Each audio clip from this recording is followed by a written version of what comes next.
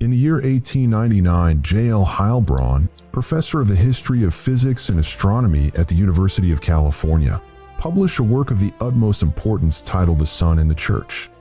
Let us begin where he himself began, with his principal argument, or the foundational point of his inquiry, which lies in dismantling the notion that the Roman Catholic Church, across more than 6 centuries, provided the study of astronomy with financial and social support exceeding that offered by any other institution, perhaps even exceeding all other institutions combined. From the recovery of ancient science in the late Middle Ages down to the Age of Enlightenment.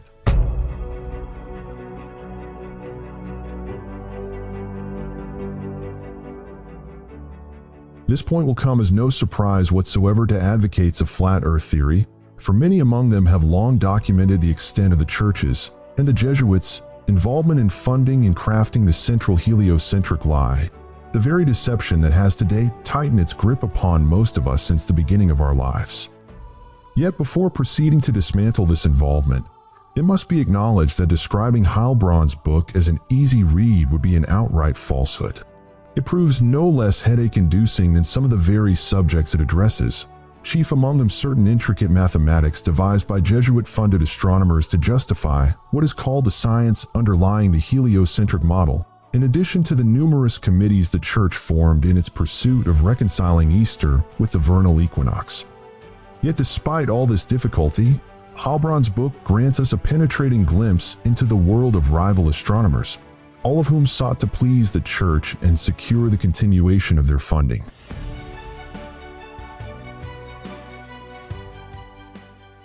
As for the tension we observe arising between astronomers and the Church, it is that founded upon the promotion of heliocentrism, which stood in direct opposition to the Church's desire to preserve the model of a fixed central Earth. To clarify the nature of this opposition, we must review certain fundamentals.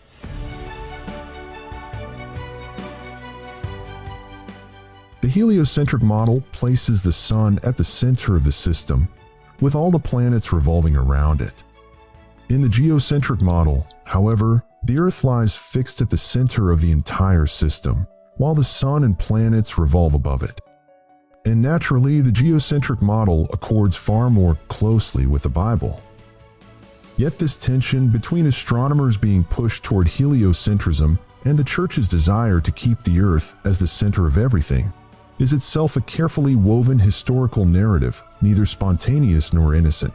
For the heliocentric model represents the left wing, and the geocentric model the right wing, yet these are merely the two wings of one and the same bird, a bird spherical in form. Herein lies the trick. For while the Church appeared on the surface to wish to keep heliocentrism at bay, fearing the promotion of a model directly at odds with the Bible's teaching that the sun and moon move above us while we remain fixed, what was truly doing was orchestrating a confrontation between the two schools of geocentrism and heliocentrism. Yet, and this is the very essence of the deception, both schools depict our world as a spherical mass. The confrontation, then, was never between a flat plane and a sphere, but rather between a sphere at the center and a sphere orbiting a colossal sun.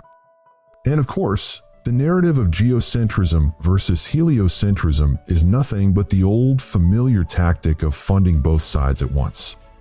Yet the war had already been decided long before their farcical theater ever began. The sphericity of the Earth had already been proclaimed, and all that remained was to have scientists and mathematicians declare that their results worked out better when the sun occupied the center. And thus the task was accomplished. Geocentrism was exploited and deliberately misused to pave the way for heliocentrism.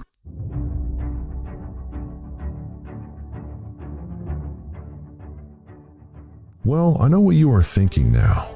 You are telling yourself, this man is delivering us a tedious history lesson about ancient Jesuits who perhaps never even existed in the form we have been told. I know this, but stay focused, for what comes next is of the utmost importance, and we cannot proceed without understanding it. Believe me, it is worth the effort.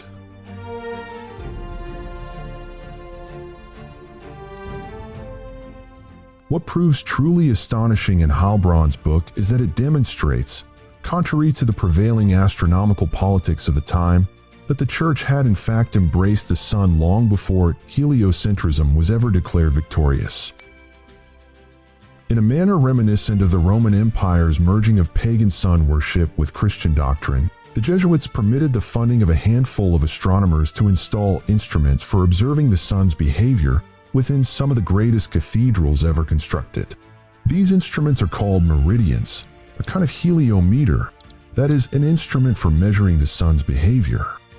A meridian is a line running from south to north within a large, darkened space or building, possessing an opening in its roof, constructed primarily to observe the position of the sun's image at noon. To understand its principle of operation, we must step back a moment. Meridians are a kind of gnomon, the pinhole variety. The gnomon is a simple instrument, often merely a stick planted in the ground, allowing the observer to track the direction and position of the shadows cast by the sun's position in the sky. This is the very principle by which sundials operate, for the observer can tell the time by means of the shadow. Yet the meridian operates upon reverse logic. Rather than relying upon shadow, the meridian casts a solar spot, or an image of the sun, through its aperture.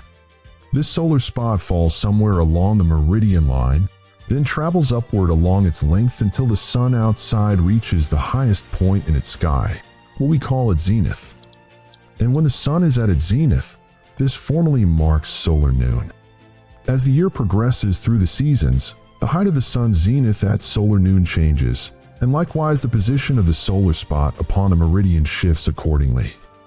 It is worth noting here that I use the term zenith to denote the highest point the sun reaches in the sky on any given day, not in its precise astronomical sense, which requires the sun to stand at exactly 90 degrees directly overhead.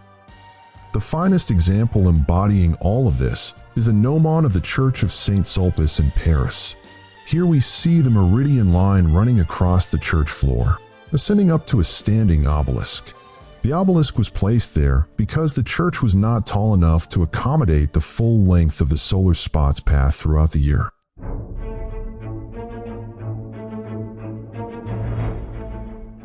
As you can see from the illustration here, in winter the solar spot strikes the obelisk directly because the sun's zenith, its highest point at noon, is at its lowest in the northern hemisphere during the winter season.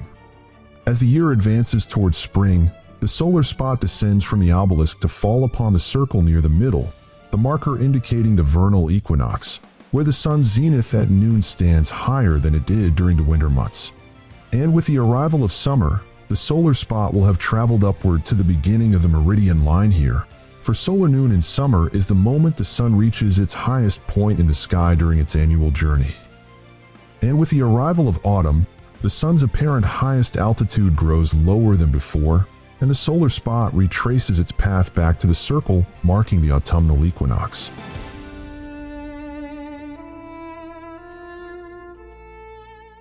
I know this all sounds difficult and strange. This is not a problem. Do not rush, and matters will become clear. The real issue is that astronomers from the Middle Ages down to the 19th century appear to have taken great delight in boring holes into magnificent edifices merely to observe the solar spots dance back and forth throughout the year. Yet in truth, this was not their actual purpose.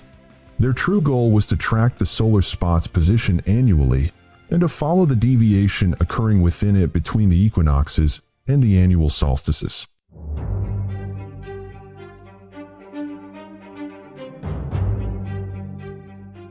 Well, perhaps you are now beginning to say to yourself, wait, the entire narrative is fabricated. Perhaps our advanced historical ancestors built these colossal edifices to function as energy generators and made them serve also as immense gnomons for capturing the two luminaries, the sun and the moon. It is an amusing notion, but not entirely accurate. Constructing a meridian was no simple matter whatsoever, for it often required astronomers to commission workers to radically repave these edifices in order to achieve perfect levelness.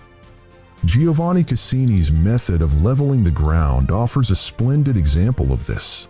As Heilbronn explains, Cassini dug a trench along the calculated path of the line, laid a wooden channel within it, Then fill the channel with water to achieve precise levelness. One irony. The most prominent historical figures in astronomy were forced to resort to the fixed, unbending nature of water to achieve the precise levelness, enabling them to track the sun's movement.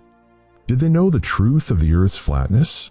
Or were they merely blinded, consumed by an obsessive fixation upon staring at the sun? But the more important question we must ask is this: why were astronomers between the 16th and 19th centuries obsessively tracking the sun's position during the equinoxes and solstices?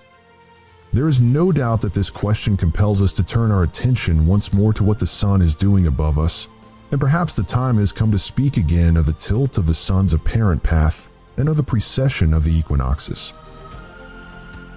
We have raised these concepts in general terms before in the course of our study of the moon, but to grasp an essential facet of our principal key, we must first discuss these concepts once more, according to the heliocentric model first, and then according to the geocentric model, or what is known as the flat Earth model.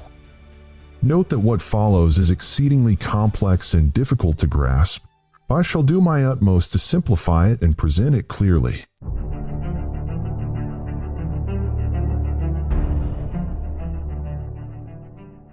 As is well known, in the heliocentric model, the Earth rotates upon its axis while simultaneously orbiting the Sun.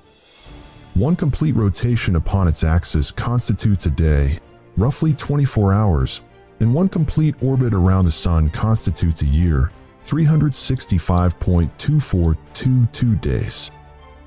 The Earth itself, too, is tilted at an angle of roughly 23.4 degrees, what we call the axial tilt. And of course, the Earth rotates about this axis. Yet the matter is not confined merely to the Earth's rotation upon its axis and around the Sun. There exist also three further cycles known as the Milankovitch cycles, named after the Serbian geophysicist and astronomer who formulated their theory, describing the changes in the Earth's motion and their effect upon the seasons and the distribution of solar energy. These three cycles presuppose that the Earth's axis changes slowly, according to three patterns occurring simultaneously and with extreme slowness. The first Milankovitch cycle is the change in the direction of the Earth's rotational axis, what is called the precession of the equinoxes. And because the Earth, as they say, spins and tilts, scientists have employed the analogy of a spinning top to describe this axial motion. Like a spinning top, the Earth does not merely rotate at a fixed angle of 23.4 degrees, but also traces a conical path with extreme slowness over time. Owing to this conical path, the star lying directly above our North Pole changes over time. Our pole star, 5,000 years ago, was Thuban in the constellation Draco. In our present age, it is Polaris. In 13,000 years from now, the North Pole will point directly toward the star Vega in the constellation Lyra. And of course, should our rotational axis shift to point toward a different pole star, the positions of all the stars and constellations we observe in the sky will likewise have changed. One of the most prominent manifestations of the drift of stars from their fixed positions is the precession of the equinoxes, which we explained at length before. This drift occurs with extreme slowness, at a rate of 1 degree every 72 years, that is, one full constellation every 2,160 years. We can observe this by tracking the Sun's position at the equinox relative to the fixed stars lying beyond it. The second Milankovitch cycle is far easier to grasp, concerning the shape of the Earth's orbital path around the Sun, formerly known as the variation in the eccentricity of the Earth's orbital cycle. The theory posits that the shape of the Earth's path around the Sun oscillates between circular and elliptical over a span of 100,000 years. This oscillation between circular and elliptical forms produces an immense effect upon temperatures, for it alters the distance between Earth and Sun, thereby altering the amount of solar radiation the Earth receives. The Earth's orbit, it is said, currently lies near its lowest degree of ellipticity, that is, nearest to a circular form that continues to diminish further.